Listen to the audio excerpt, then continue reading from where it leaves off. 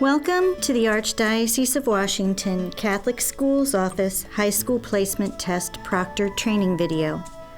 Thank you for agreeing to give your time to proctor this very important assessment in the academic careers of those 8th graders in the area who want to attend one of the local Catholic high schools. While some of the points made in this video may seem intuitive, it is nevertheless important that we all ensure the HSPT is administered to every student who takes it in a manner that will help produce the best possible results for all.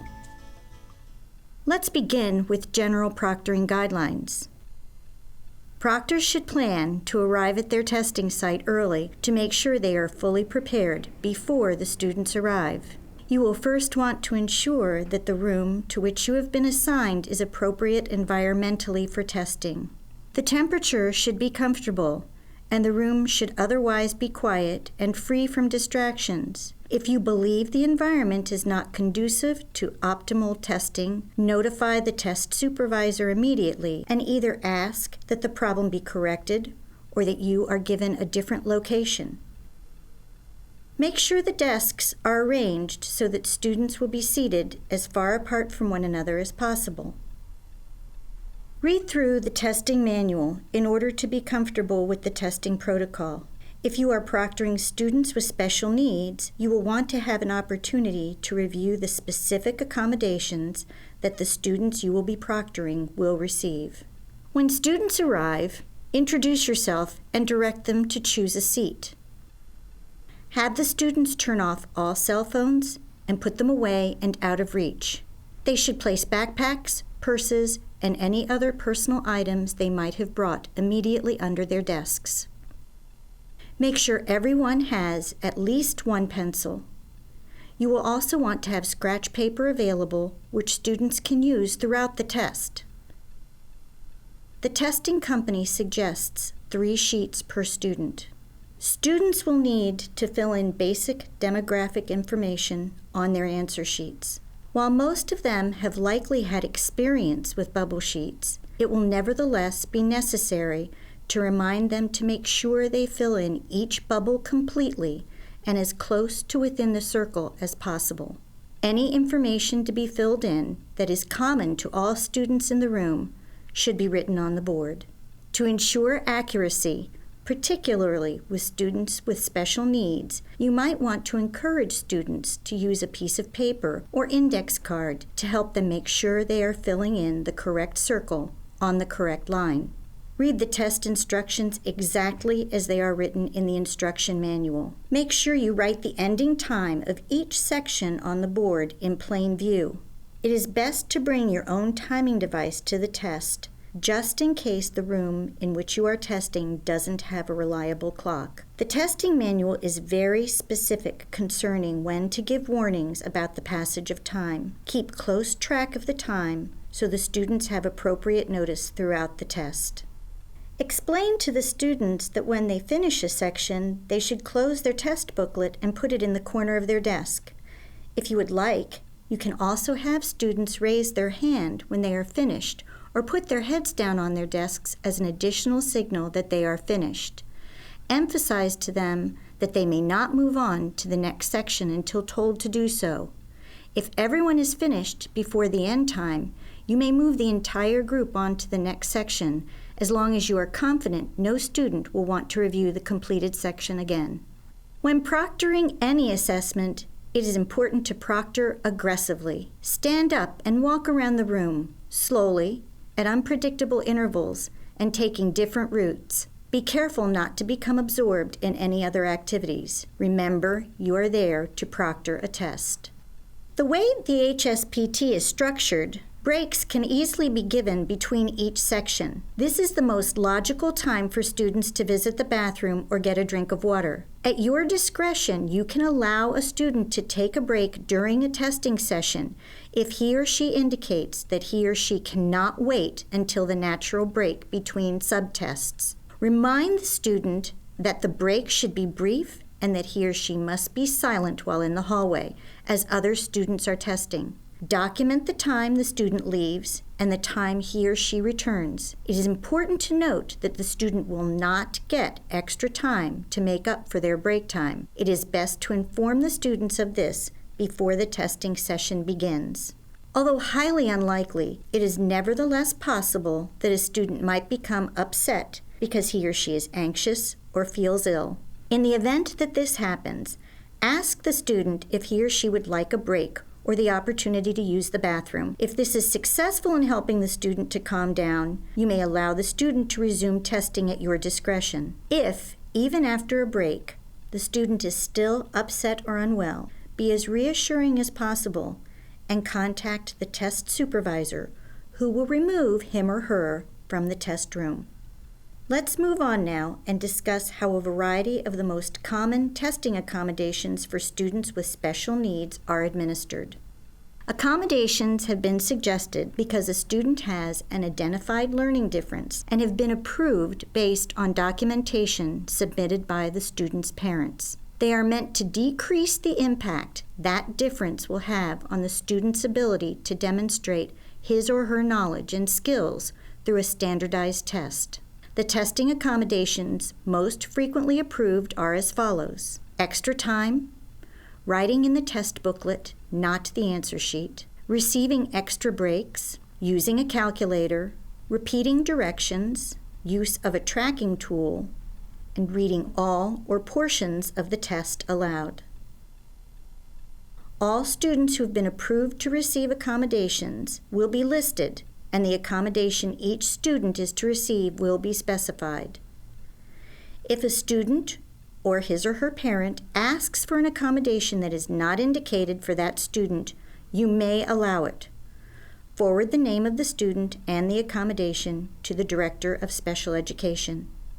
There will likely be no more than 10 students in rooms where accommodations are being provided. In addition to ensuring that the test environment is appropriate for optimal testing and that the students have all necessary testing supplies, proctors of students receiving accommodations will need to either circulate around the room or meet with students one at a time to discuss the accommodations he or she will receive. If everyone in the room has the same accommodation, you can make a general announcement about that one and then discuss any additional accommodations individually with each student. Extra time. Extra time does not mean unlimited time. Students will typically receive 50% extra time, which means they get 50% more time than their peers on the entire test.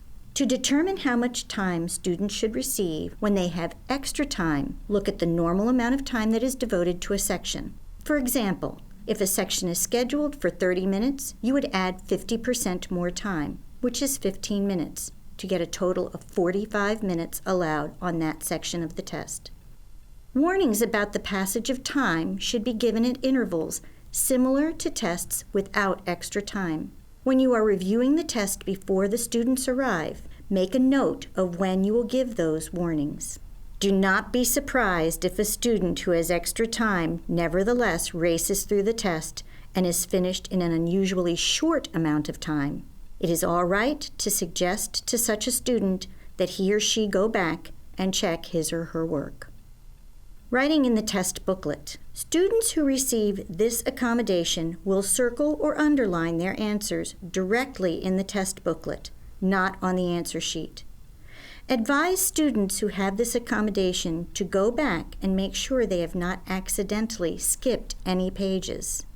Their answers do ultimately have to be transferred onto the answer sheet, a task that is generally handled by the proctor. There are 2 ways this can be accomplished. The first is, when all testing is complete and the students have left, the proctor transfers the answers that the student has selected onto a regular answer sheet. Please note that this can take a long time. The other way to handle this is for the proctor to sit next to the student as he or she is taking the test and fill in the answer sheet as the student is testing. This will only work if there are multiple proctors in the class and the student is not distracted by the proctor's presence. Extra breaks. While there is an expectation that between test sections students will be given a break, students receiving accommodations may need a slightly longer break. Use your discretion as to the length of the break. Make sure they have plenty of time to stretch and move around before proceeding to the next test session. Also, be advised that parents of students who are receiving accommodations are also instructed to send a snack for their child because of the fact that their testing session will be longer than that of their peers. Be sure to plan when you will give the students you are proctoring the opportunity to eat their snacks. It would be best to collect tests during the snack period. Use of a calculator. Students who are able to use a calculator during their test must supply their own calculator and batteries. It is not the proctor's responsibility to supply these items. This is made clear when parents are notified about approved accommodations. Students with this accommodation may use the calculator on all portions of the test that require calculations. They should have the calculator on their desk only during those portions of the test. Repetition of directions.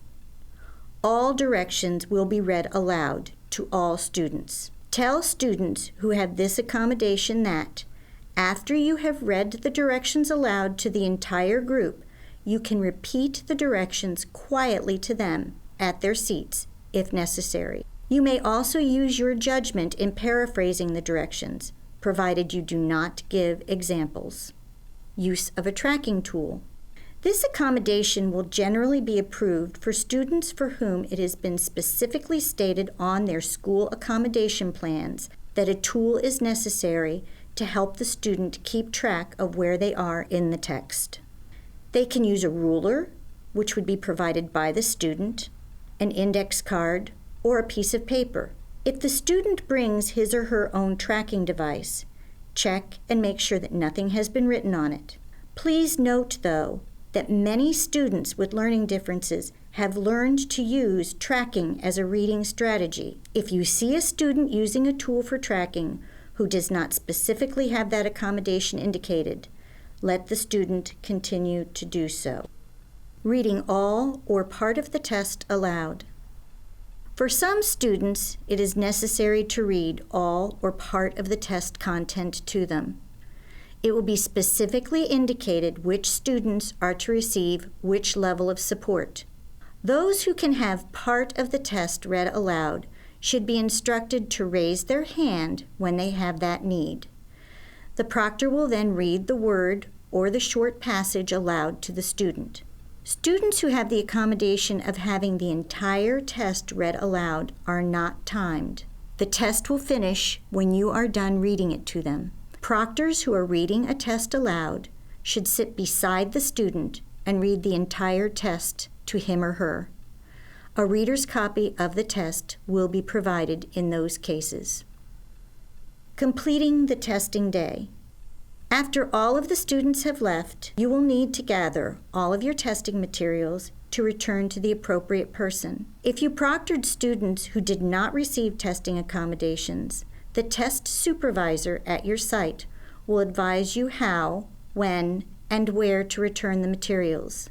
If you proctored students who did receive accommodations, you will need to put both the test booklets and the answer sheets together in an envelope and either mail it or hand deliver it to the Catholic Schools office.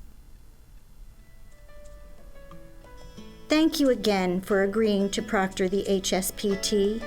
It is a vital step in the high school application process, which can't be accomplished without the dedication of proctors like yourselves. If you have any questions about the proctoring process or the HSPT, you can contact either the Director for Assessment or the Director for Special Education at the Catholic Schools office.